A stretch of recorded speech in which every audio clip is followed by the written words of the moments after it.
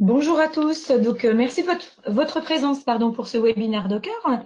Donc, moi, je me présente. Je m'appelle Sandra Bourdet. Je suis responsable client chez Iniservice. Eh bien, moi, je vous souhaite à toutes et à tous une bienvenue à ce webinaire Docker. Moi, je suis formateur consultant système et réseau, notamment les technologies système d'exploitation Windows et Linux. En ce qui concerne le réseau, je fais beaucoup de Cisco, que ce soit switch, routeur ou pare-feu. Je fais de la base de données SQL et évidemment, puisque c'est quand même le but de votre présence ici au cours de ce webinaire, je suis aussi formateur consultant pour le produit Docker. Très bien.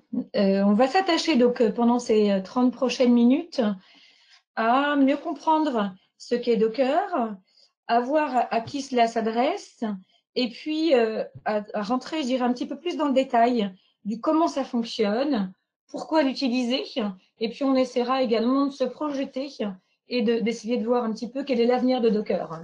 Donc Bruno, c'est quoi Docker? Bien, pour présenter le produit Docker, je vais faire une analogie avec ce qu'on appelle communément les VM, les systèmes de virtualisation de systèmes d'exploitation. Et donc, voilà une présentation, on va dire, d'un hôte de VM. Donc, lui, il a sa partie infrastructure qui gère le matériel. Dans un hôte de virtualisation de machine, on a un hyperviseur et sur cet hyperviseur, on peut faire tourner des systèmes d'exploitation invités, ici représentés au nombre de 3. Donc, on a 3 guest OS. Sur ces 3 guest OS, on peut mettre 3 applications et leurs dépendances en termes de binaire et de bibliothèque. Et donc, je rappelle, un des intérêts de la virtualisation aussi de machines virtuelles qu'on retrouvera dans Docker, c'est que les dépendances logicielles de l'application 1, 2 et 3 peuvent être gérées, c'est-à-dire que par exemple l'application 1 a besoin d'un client Oracle version N et l'application 2 d'un client Oracle d'une autre version, pas de problème, grâce à la virtualisation de systèmes d'exploitation, vous pourrez faire tourner sur la même machine physique finalement ces deux applications. Ok. En ce qui concerne Docker, on a pareil un autre Docker qui a son propre matériel, son système d'exploitation, et on va installer dessus le moteur de container, qu'on va appeler un service dans le monde Windows, un démon dans le monde Unix.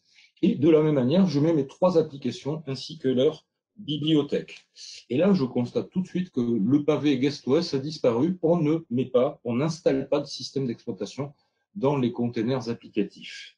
En définitive, les applications ont le droit de faire ce qu'on appelle des appels système au niveau du noyau du système d'exploitation. Et donc, le noyau est commun à mes 3 applications ici sur cette présentation. Donc ici, on voit qu'un premier but, intérêt de la virtualisation en tout cas, c'est que je vais pouvoir réduire mon volume disque puisque je ne vais pas répéter un système d'exploitation N fois, j'utiliserai celui de l'hôte. Par contre, on va perdre une fonctionnalité avec les containers Docker qu'on avait avec la virtualisation de systèmes d'exploitation, c'est que dans la virtualisation de VM, ici, on pouvait avoir ici un invité Windows, ici un invité Unix. Bah, ici, tout va dépendre, dans la virtualisation d'applications par container, tout va dépendre essentiellement du système d'exploitation hôte, un point c'est tout. Donc, on va parler pour Docker de virtualisation d'applications. Comme c'est un peu long, on va plutôt parler de containers. Les containers seront les exécutions de mes applications. Et ces applications utilisent toutes un noyau unique commun. Ok, mais ça fonctionne sur quel environnement? Alors, pas de problème, on peut installer Docker aussi bien sous Linux, aussi bien sous Windows. Par contre, vos applications finales, si vous êtes sur un autre Docker sous Windows, seront uniquement des applications Windows et de la même manière, si votre hôte Docker est sous le système Linux, vous n'aurez droit qu'à installer des applications Linux. On peut parler par exemple d'ailleurs en ce qui concerne le monde Windows. Actuellement, la technologie mise en avant par Microsoft, c'est le .NET Core. Le .NET Core s'installe aussi sur Linux. Donc, si vous avez des besoins d'applications .NET Core et Linux, vous pouvez tout mettre sur un hôte de container Docker Linux. Ok, on a plus de précision, on commence à comprendre un petit peu ce qu'est Docker, mais ça s'adresse à qui, Bruno? Eh bien, je vais un petit peu continuer cette analogie avec le monde des VM. C'est-à-dire que dans le monde des VM, on a besoin de déployer des VM dans son système d'exploitation. Ceci est fait par l'IT. Eh ben, les containers Docker, il va falloir les déployer de la même manière dans son système d'information, histoire d'avoir nos services qui fonctionnent pour le bien-être de l'organisation. Ok, mais ça concerne que l'IT? De même que pour la virtualisation de machines, les développeurs auront besoin d'un environnement de développement qui, alors, pour les gens qui ne font pas de containers Docker en tout cas, est symbolisé par des VM. Les VM, ça consomme beaucoup de ressources matérielles et les développeurs n'en ont jamais assez du coup. Il leur manque toujours de la ressource matérielle, soit pour leurs propres besoins de développement, soit pour avoir leur environnement de développement proche de la réalité. Grâce au container Docker, on va pouvoir récupérer pas mal de ressources. On l'a vu déjà au niveau du système de stockage disque, puisqu'on a déjà plus le système d'exploitation qui est démultiplié grâce à la virtualisation d'applications Docker. De plus, Docker s'inscrit très très bien dans une démarche DevOps, pas de problème. Ok, bon, ben, maintenant que c'est plus clair hein, sur ce qu'est Docker, à qui ça s'adresse, est-ce que tu peux rentrer un petit peu plus dans le détail et rapidement sur le comment ça fonctionne? Alors, comment ça fonctionne Docker? De manière assez schématique, on a besoin de notre Docker, une machine physique ou une machine virtuelle, peu importe, je vais considérer qu'elle est physique, ça ne changera rien. Dans cette machine physique, cette hôte Docker, on a essentiellement deux parties. La partie stockage d'images locales. Ces images locales vont pouvoir permettre d'exécuter des containers, par exemple un premier container application PHP que je pourrais lancer même plusieurs fois, un deuxième container rien à voir, une application .NET Core. Donc à partir d'images qui sont stockées, j'exécute des containers Docker, tout comme on pouvait exécuter plusieurs VM finalement depuis des disques virtuels stockés sur un système de virtualisation de machines. Oui, mais concrètement, le stockage, comment ça fonctionne? Le stockage, en fait, pour être plus précis, il fonctionne ce qu'on appelle en couches, des layers dans le monde Docker. Prenons un exemple, je lance deux containers qui ont besoin de faire un site web sous Apache. Bien, pour cela, je vais utiliser une couche Apache qui sera commune à mes deux containers et qui sera donc exécutée en mémoire, dupliquée. Par contre, au niveau du stockage, on utilise la même couche Apache, elle n'est pas dupliquée. Ensuite, on va rajouter des couches. Ici, pour le container 1, on a besoin d'avoir un moteur PHP. On va rajouter la couche PHP dans notre container. Et au final, on va avoir nos applications. La première, l'application 1, est une application dynamique PHP, tandis que la deuxième est une application de site web statique. Ici, on constate qu'il n'y a que les couches supérieures. Dans Docker, il n'y a que la couche du haut, toujours la couche du haut, la dernière, qui est en lecture-écriture pour, j'en sais rien, sur mon application dynamique, stocker des pièces jointes d'un chat, par exemple, sur le disque dur. Ça sera stocké dans la couche numéro 2, dite application. Pour conclure, ce stockage en couche est très très analogue à ce que vous connaissez dans le monde des machines virtuelles, encore une fois. C'est-à-dire que vous connaissez les snapshots de VM, les couches, c'est une analogie avec les snapshots. Bon, très bien. Bah, écoute, merci pour toutes ces précisions. Après, moi, j'ai vraiment besoin que tu nous fasses une petite démonstration. Est-ce que c'est possible? C'est possible, c'est même prévu d'ailleurs. Donc, on va faire une petite démonstration. Ici, la démonstration numéro 1. Donc ici, je suis sur une machine qui a besoin d'accéder à un site web hébergé sur soi-disant Docker 1. Et si je vérifie, hop, on rafraîchit et mon site web, il ne marche pas. Donc mon objectif, ça va être de lancer un site web Apache par défaut sur une machine donc appelée Docker 1, qui, pour ceux qui connaissent un petit peu, ils peuvent constater via le prompt qu'il s'agit d'une machine Linux. Linux, peu importe, enfin en tout cas Linux en l'occurrence. Donc sur cette machine Linux, je vais commencer par regarder quelles sont les images, parce qu'on avait parlé d'images tout à l'heure, sont les images qui sont stockées sur mon node Docker. Sur mon node Docker, j'ai entre autres pas mal d'images, et j'ai entre autres l'image d'Apache, appelée HTTPD, et on constate qu'elle n'est pas très grosse. Pour avoir Apache, il suffit de 165 mégas. Et maintenant, je lance mon container Apache à l'aide d'une commande Docker Run. Vous voyez qu'à chaque fois, je tape une commande qui s'appelle Docker. Docker se gère avec une seule commande, qui s'appelle Docker, l'a bien nommé, et je peux lancer sur mon port 80 mon application Apache. On constate qu'elle se lance très vite après avoir appuyé sur Entrée, et je vérifie, elle fonctionne, mon site web marche enfin, comme son nom l'indique, it works. Ah Donc, ben, ce qui conclut ici ma démonstration. c'est formidable, merci Bruno. Mais tout ce qu'on vient de voir là, c'est déjà faisable avec des VM. Donc, qu'est-ce que va nous apporter vraiment Docker? Alors, pourquoi utiliser Docker? En fait, on peut constater ici un modèle connu de beaucoup de gens, de quasiment tout le monde qui nous écoute, le cycle de développement d'un logiciel. On va forcément passer beaucoup de temps sur la partie développement, la partie planification, la partie maintenance. Là, Docker ne pourra rien faire pour ces trois phases-là. Il faut les faire, quoi qu'il arrive. En revanche, Docker va nous permettre de gagner énormément de temps sur la phase de test et de déploiement. Pourquoi? Grâce au fait que le stockage est réduit. Mon image Apache, finalement, faisait de l'ordre de 160 mégas.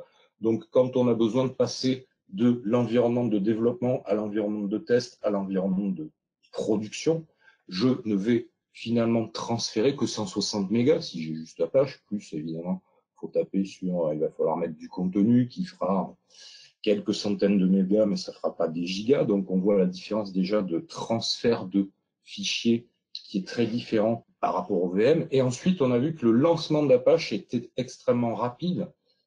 C'est le jour et la nuit par rapport au lancement d'une VM qui, elle, a besoin de démarrer un système d'exploitation complet. Donc ici, on voit qu'on gagne du temps de transfert, du temps au moment du démarrage de mes déploiements d'applications. Ok, donc on gagne du temps, on l'a bien vu. Mais est-ce qu'il n'y a pas d'autres avantages à utiliser Docker? Alors, des bonus avec Docker. Ici, on va parler de l'orchestration avec Docker Swarm, ce que je vais vous présenter ici fonctionne aussi avec Kubernetes. Ici, j'ai une petite capture d'écran qui me présente trois autres Docker, Docker 1, 2, 3. Ce sont trois machines sous Linux et on constate que nous avons un site appelé site 2 qui est lancé en deux instances. On appelle ça des instances. L'instance de site 2 est multipliée par 2. Et donc, ça me permet de pouvoir, puisqu'elle est répartie sur deux autres physiques différents, ça va me permettre d'avoir deux fois plus de clients à supporter sur ce site 2. Ensuite, on a aussi un site PHP qui, lui, a un très fort pic de consommation parce que j'ai beaucoup de clients à l'heure actuelle. Imaginons que ce soit un site web marchand et qu'on soit en pleine période de pointe de vente pour une promotion, quel que soit le cas. Et donc, je vais pouvoir avoir 6 instances de mon site PHP, histoire d'avoir un frontal web qui supporte, a priori, 6 fois plus de clients simultanés. Ok, est-ce que tu peux nous faire, pour étayer tout cela, une petite démonstration? J'ai prévu une petite démonstration de cette orchestration, justement. Parfait. Que je lance immédiatement. Et donc ici, on retrouve la page web que je vais appeler le visualiseur de containers de mes trois autres Docker. Voilà, 1, 2 et 3, qui sont à peu près équivalents, et sur lesquels on a lancé 6 instances d'un site appelé site web. Si est là, bah tiens, je ne sais pas, il y a une grosse promotion sur ce site marchand, j'ai besoin de démultiplier les instances de ce site web à l'aide d'une commande Docker et des paramètres qui vont bien. Je vais pouvoir passer à 9 instances en écrivant égal 9 au bon moment.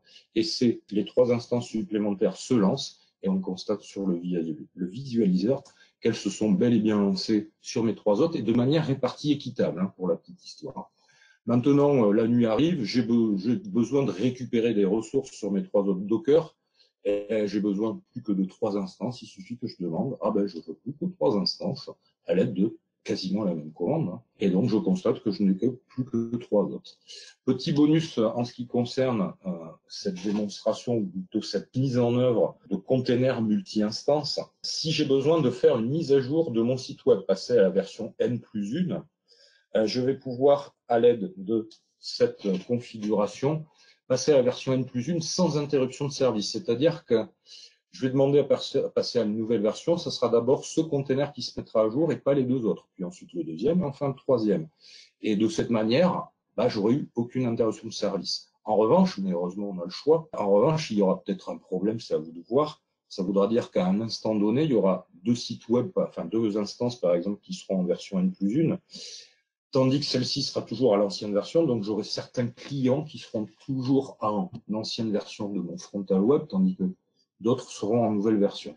Si vous préférez faire une interruption de service, c'est tout à fait faisable. En tous les cas, on a le choix. Je peux faire une mise à jour avec interruption de service ou pas. Effectivement, donc gain de temps et mise à l'échelle prennent tout leur sens dans ta démonstration. Merci Bruno. Moi, j'ai une interrogation pour demain. Qu'est-ce qu'on peut espérer de Docker? Quel est l'avenir de Docker? Alors, Docker, on va commencer à en parler aujourd'hui déjà. Docker, je l'avais dit en introduction, il me semble, ce n'est pas le seul éditeur qui permet de faire de la virtualisation d'applications. L'objectif de Docker pendant plusieurs années à l'heure actuelle, c'est de se concentrer sur le moteur, qui est entièrement gérable avec la commande Docker. Par contre, il a des concurrents, par exemple chez Red Hat, OpenShift. OpenShift qui lui fournit un écosystème un peu plus complet à l'aide d'une interface graphique. Il peut tout faire en ligne de commande aussi, ne vous inquiétez pas, d'une orchestration intégrée et puis des choses en plus. En revanche, Docker a une feuille de route qui dit, et elle est déjà bien amorcée en ce qui concerne l'orchestration, je fournis aussi de l'orchestration et je la recommande, et ils recommandent même plutôt Kubernetes, même s'ils ont Swarm un standard. De plus, dans leur feuille de route, plus tard, il y aura une interface graphique. De même, on peut avoir des choses en plus pendant que ce temps-là, OpenShift lui aussi évolue. Donc ça permet d'avoir une saine émulation, voir cette concurrence de produits. Chaque produit doit évoluer à son rythme pour fournir de l'innovation sans cesse. Ok. Bon, après, juste pour rappel, Docker ne date pas d'aujourd'hui. Bruno, tu confirmes? Oui. Première date, première version, c'était 2013? Il me semble bien, oui, c'est ça, 2013. Ok. Vérifie dans mes fiches. Donc, il a bien prouvé sa fiabilité avec, effectivement, on le voit, une marge de progression très importante. On vous propose chez Eniservice deux formations qui vous permettront d'aller au-delà de cette présentation. Si vous avez besoin d'aide dans la mise en œuvre de Docker, une première formation qui est un cours qui se concentre vraiment sur le moteur. C'est un cours de 3 jours. À l'issue de ce cours, donc, vous serez en mesure de mettre en œuvre notamment la dernière démo, réalisée avec succès par Bruno. C'est la fin du cours. Voilà. Et puis, une deuxième formation qui est un cours également de 3 jours et là qui est plus orienté Kubernetes. Donc, voilà. On arrive au terme de ce webinaire. On vous avait dit au départ qu'on ne répondrait pas aux questions pendant la durée, mais par contre, on s'y attacherait à la fin de ce webinaire. Donc, je suis en train de voir effectivement qu'il y ait quelques questions. Donc, la première… Je vais la lire, je vais l'interpréter. Donc, en fait, ici, la première question, c'est une petite interrogation de certains qui se posent la question. J'ai fait mes démonstrations sous Linux, je l'ai même précisé. Faut-il être un expert Linux pour pouvoir faire du Docker sous Linux ou sous Windows d'ailleurs? La réponse est non. Tout se passe avec la même commande, quel que soit l'environnement, Linux ou Windows, c'est la commande Docker. Et dans les deux environnements, il faut savoir se servir des fondamentaux de la ligne de commande parce que tout se passe en ligne de commande. Voilà, donc en réalité, il ne faut pas être zéro en Linux, il faut savoir se servir de la ligne de commande pour répondre à la question. Voilà. Merci Bruno. Et je vois qu'il y a une deuxième question. On peut prendre le temps d'y répondre aussi, Bruno? Tout à fait, Bruno. Donc là, c'est une question qui concerne les postes de développeurs qui se posent la question, est-ce que ça va, le fait d'installer Docker sur une machine de développeur ou une quelconque machine, est-ce que ça va avoir une incidence sur de la surcharge en ressources? Je dirais que par rapport si ce même développeur utilisait des VM autrefois, il va avoir ce qu'on a essayé de montrer aussi dans ce webinaire, il va pouvoir économiser au contraire de la ressource puisqu'il n'aura plus le système d'exploitation qui sera dupliqué. En revanche, ce développeur a besoin d'un serveur d'application, d'un serveur de base de données. Quoi qu'il arrive, ça consommera la même chose. Très bien. Eh bien, merci Bruno. Donc, nous arrivons au terme de ce webinaire. On vous remercie pour votre participation. Vous étiez très nombreux et on vous souhaite une bonne journée. À bientôt. À bientôt et merci.